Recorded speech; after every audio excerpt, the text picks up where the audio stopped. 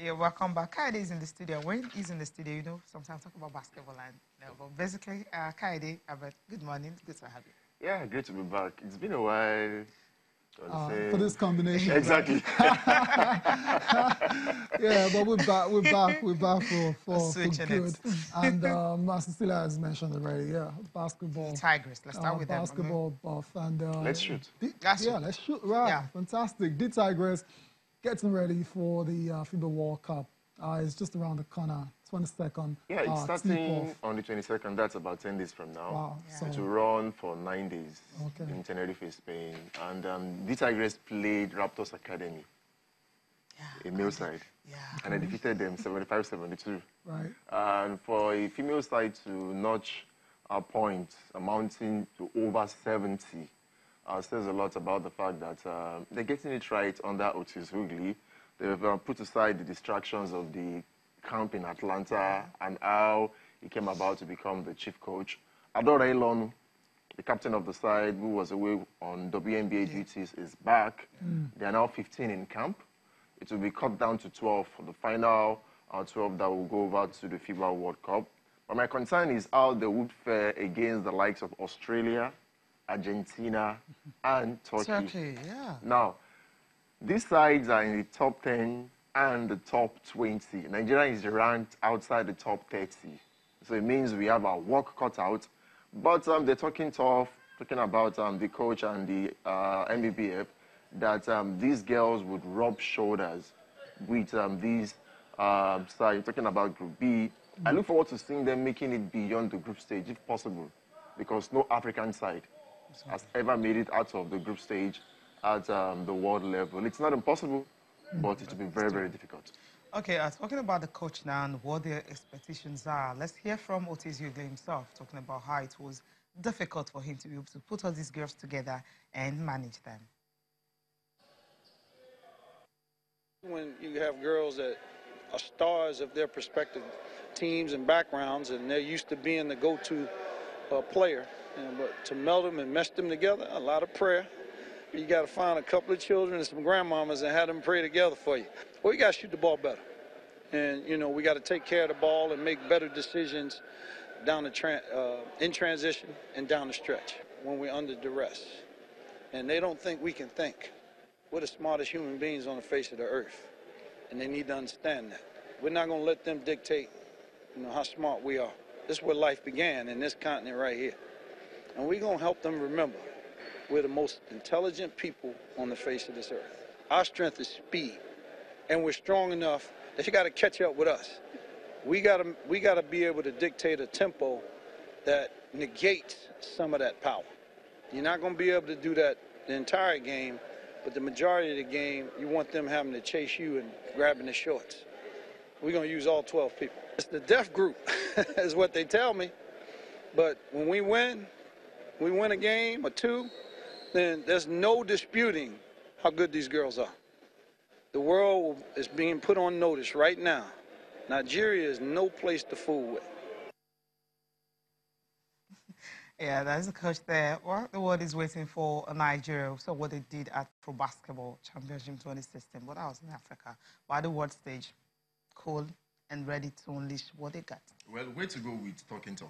They've got speed, no doubt. Yeah. And it's talking about them trying to dictate the tempo against the likes of Australia, Argentina, and Turkey. No doubt, I hope they'll be able to walk the talk and match all these hype and tough talking with action on the court when the competition starts on the 22nd. We can't wait for tip-off, really. You also mentioned utilizing a 12-man rotation. Is that a good idea? Usually, I mean, coaches normally don't want to use all the old players. I probably want to stop at a 7-man rotation, probably 8, but instead I want to use all 12 players. Well, it's his call. It's his call, yeah. Coach. No, but from... I guess he's having a tough time in camp with the plethora of stars. Okay.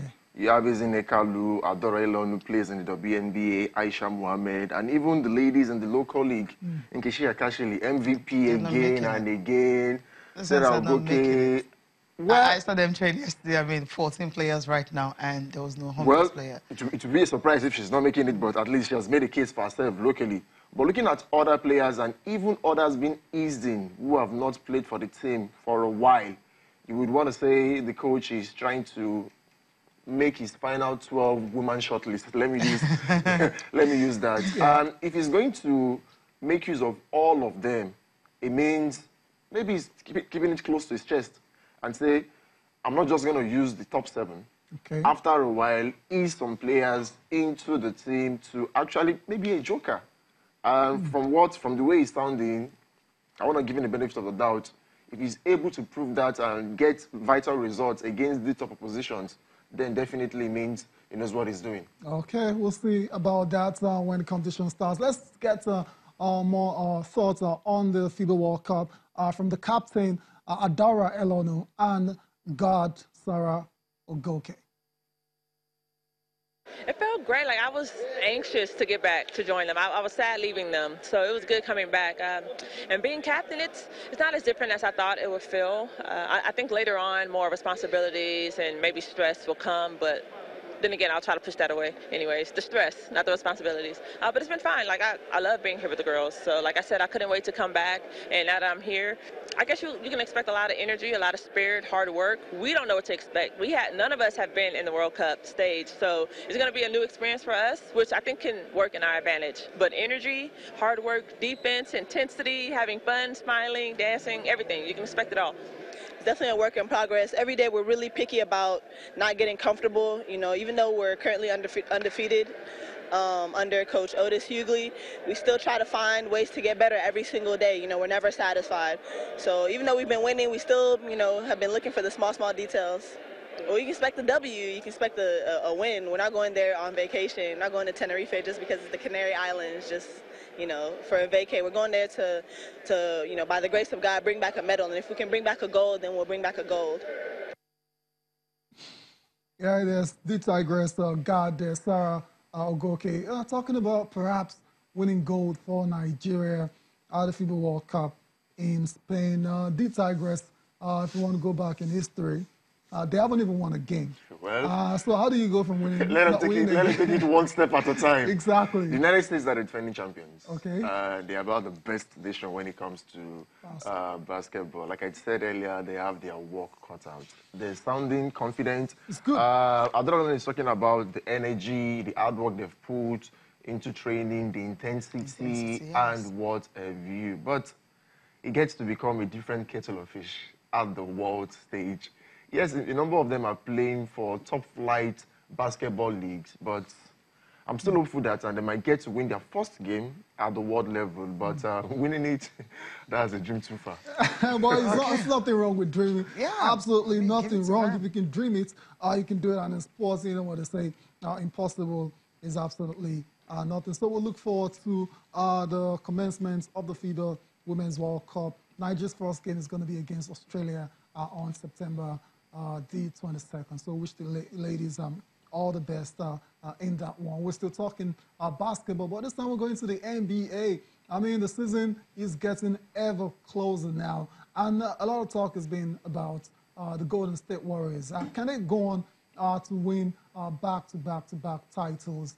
And you'd be a brave person to bet against that happening this season. That's because they made a monster acquisition in DeMarcus Cousins. And I don't know where you think the competition is going to come from. I mean, which team is out there that is well equipped to stop the Warriors from winning, from three-peating? Let me put it that way.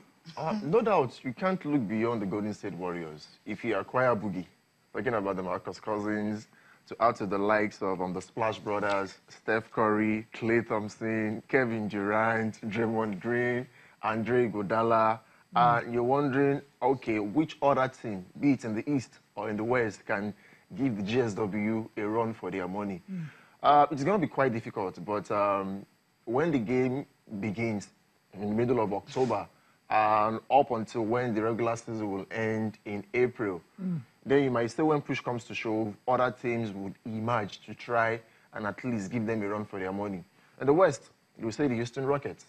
The Houston Rockets, we understand that they brought about Carmelo Anthony. Right. At the end of the day, joining CP3, Chris Paul, and of course the beard, James Harden, to try and do that. Then in the East, for me, you can't look beyond the Boston Celtics.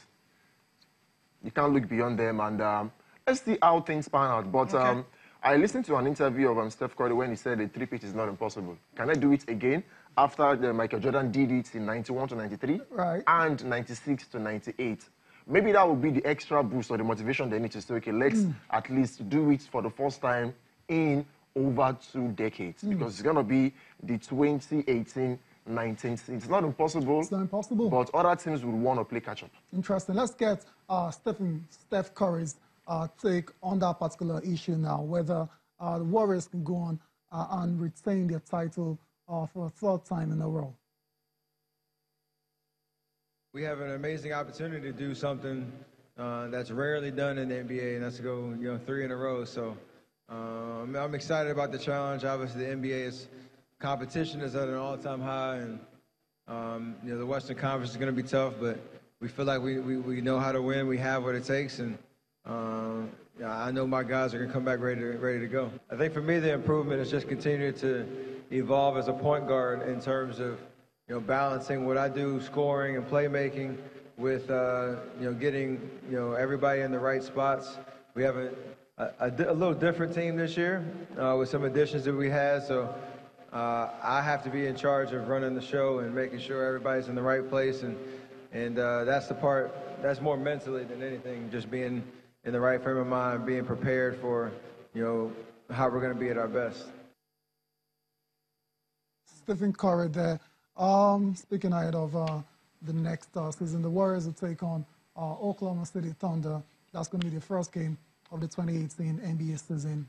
That one will be on October the 16th. So we'll see how that pans out as well. So let's leave basketball aside for now. Let's talk women's football in Nigeria. The league is back. Week 8 fixtures will go down today across different centers. But let's have a look at what the groups look like right now. Cecilia, groups A and B. Yeah, Group A, Ibom Angels. Just as the guy said yesterday, maybe the league has ended abruptly. They would have been, they would have gone on to the Super 4 and all that, but then that didn't happen. Ibom Angels right there at the top, followed by Delta Queens, Rivers Angels. Third, you have Bayelsa, Edo Queens, Confluence Queens, Heartland, and Shore Babes at the bottom. They've won just 1 game out of 7. Ibom Angels, the reason why they are at that certain point, because they're yet to lose a game. Same with Delta Queens, but Rivers, they've lost 1. And in Group B, what is it really looking like? We have Sunshine Queens top, 7 matches they played, 16 points, just 1 draw and 1 loss, and of course 5 wins from there. The FC Robo that will be up against the Abia Angels today in Lagos. The last time Abia Angels came here, it was a whitewash, It was terrible for the home side. Now they will be thinking of how they can get out of, and that game is going to be in Lagos for 4 p.m. at the Legacy Pitch National Stadium. The league is back. Yeah, I'm looking forward to that. Finally, the wait is over. We're supposed to resume immediately after the World Cup, but they've waited for 3 months. 3 months, but it's a good thing that the league is back. I want to see how FC Robo will bounce back. They've struggled. And against Abia Angels, I think it's in their best interest to get something out of this encounter. I'm also looking forward to the tie between Ibom Angels and Rivers Angels. Like he did say, Ibom Angels, they've won 3, they've drawn 4. Out of 7 games, they are yet to lose. So they are candidates for the playoffs, talking about the Super 4. I want to see how they will cope against Rivers Angels, a team that has got pedigree.